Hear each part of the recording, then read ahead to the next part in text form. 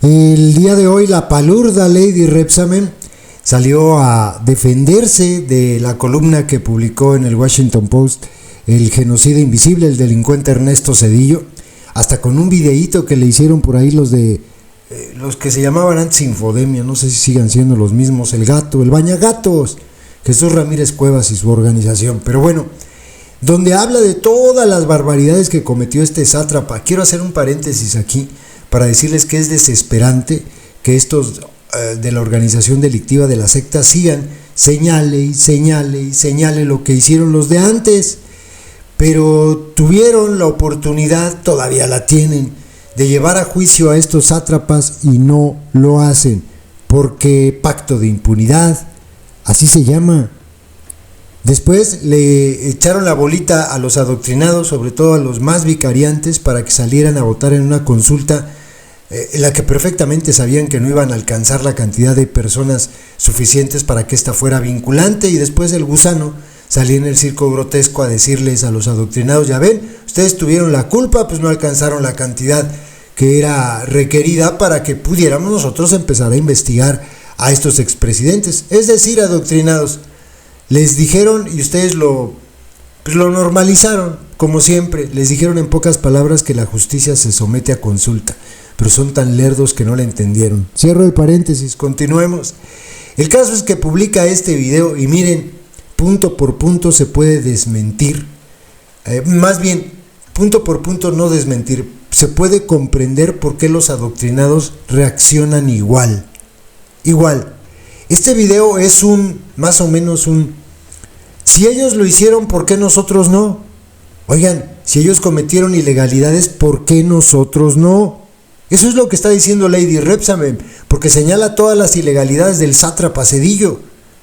Pero lo que quieren hacer es cometer ilegalidades, de hecho las están cometiendo, y dicen, pues si ellos las hicieron, nosotros también podemos. Y luego como que pregunta, ¿o no adoctrinaditos? Y los adoctrinaditos, sí, bravo, bravo.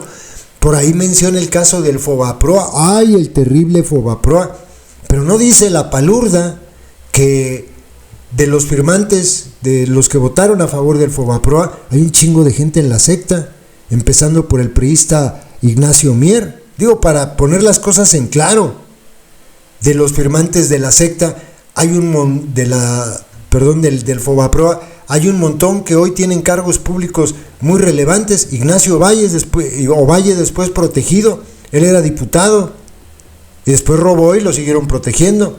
Y habla, por ejemplo, de no es de que los del Fobaproa y los 4 bancos que no permitieron que desde que se les revisara, pero no dice que el abogado que ganó ese juicio para los banqueros del Fobaproa fue Arturo Saldívar.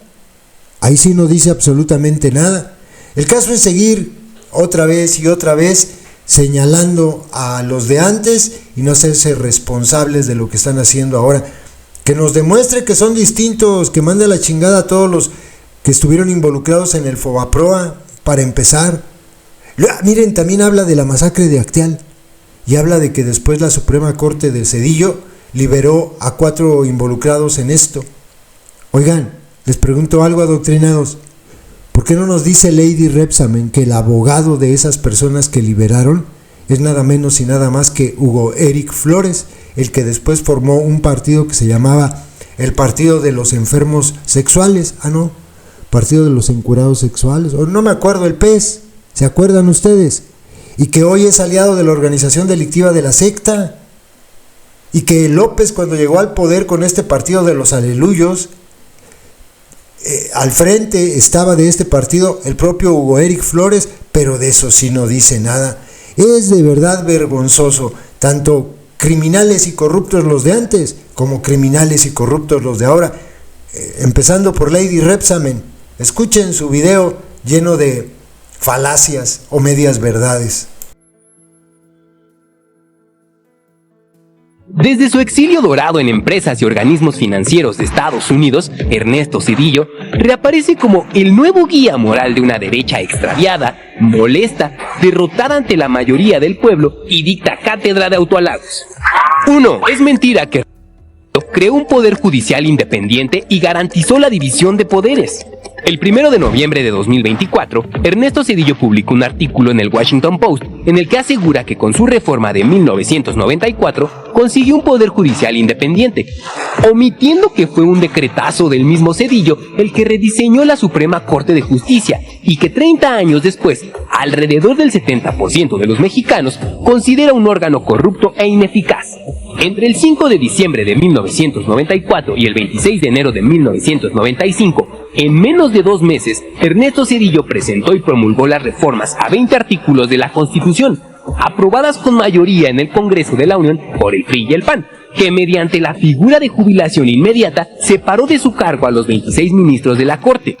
Los 11 ministros de la nueva Suprema Corte no fueron electos más que por el dedazo de Zedillo en acuerdo con el PRI y el PAN. Tan es así que el columnista Raimundo Riva Palacio comparó esta medida con lo realizado por el dictador peruano Alberto Fujimori y consideró que la reforma judicial era el equivalente a un golpe de estado técnico, pues rompía con la división de poderes y la inmovilidad de los jueces establecida en la Constitución. Zedillo ve la paja en el ojo ajeno y no la viga en su Suprema Corte. Esta actuó a modo del Poder Ejecutivo sin cuestionar o analizar medidas tan graves como el FOBAPROA, el anatocismo o cobro de intereses sobre intereses, el ilegal rescate carretero o la privatización de ferrocarriles de México. 2. Hoy Ernesto Zedillo se presenta como el salvador de la economía mexicana luego de la crisis de 1995. Pero esto es mentira. Zedillo, el PRI y el PAN endeudaron a todos los mexicanos, convirtiendo las deudas privadas en deudas públicas. En 1995, Ernesto Zedillo activó el Fondo de Protección al Ahorro, FOBAPROA, convirtiendo en deuda pública la deuda de los bancos, que entonces ascendía a 552.300 millones de pesos. El 12 de diciembre de 1998, en contra de la voluntad popular, los diputados del PRI y el PAN aprobaron la Ley de Protección al Ahorro Bancario. Actualmente, 1 de cada 10 pesos de la deuda interna de México corresponde al FOBAPROA, la cual ya alcanza 1.096.877.7 millones de pesos. Mientras el gobierno de Zedillo rescató a los bancos, según cifras oficiales, generó 4.714.000 pobres alimentarios, propició que 4.330.000 personas entraran en pobreza de capacidades y condenó a 5.681.000 personas a la pobreza patrimonial. Los ministros heredados de Zedillo determinaron en 2005 no revisar las irregularidades del FOBAPROA en 4 bancos. 3. Las matanzas de Aguas Blancas y Acteal, los derechos humanos que Zedillo no defendió. Aunque en su artículo del Washington Post Ernesto Zedillo se define a sí mismo como un demócrata, las masacres de Aguas Blancas y Acteal lo definen de otra manera. El 28 de junio de 1995, 17 campesinos fueron asesinados por policías y agentes judiciales, quienes dispararon contra los indefensos campesinos a 3 kilómetros del poblado de Aguas Blancas, Guerrero. El 22 de diciembre de 1997, un grupo de 60 paramilitares disparó con armas exclusivas del ejército contra un grupo de indígenas tzotziles mientras se encontraban orando dentro de una ermita, con un saldo de 45 personas muertas. En 2009, la segunda sala de la Suprema Corte determinó que el Estado no debía pagar compensación a 2 detenidos de la matanza de Acteal que pasaron 11 años en la cárcel. 4. Las privatizaciones de Zedillo, el despojo a todas y todos los mexicanos. Ernesto Zedillo continuó con la política neoliberal y las privatizaciones iniciadas por Carlos Salinas de Gortari. De 1994 a 2000, Zedillo privatizó puertos, aeropuertos, minas, satélites y el negocio del gas. La privatización férrea se llevó a cabo mediante la concesión a empresas privadas por 50 años, incluida una al Grupo Ferroviario Mexicano, empresa filial de Union Pacific, en la que Ernesto Zedillo participó en su consejo de administración tras finalizar su presidencia, materializando así la puerta giratoria. Durante su gobierno, Zedillo benefició a una empresa ferrocarrilera privada y luego esta lo benefició a él. La Suprema Corte de Justicia de la Nación, creada por Ernesto Zedillo en 1995, nunca se opuso a las privatizaciones del gobierno zedillista, a pesar de que el pueblo de México sí lo hizo.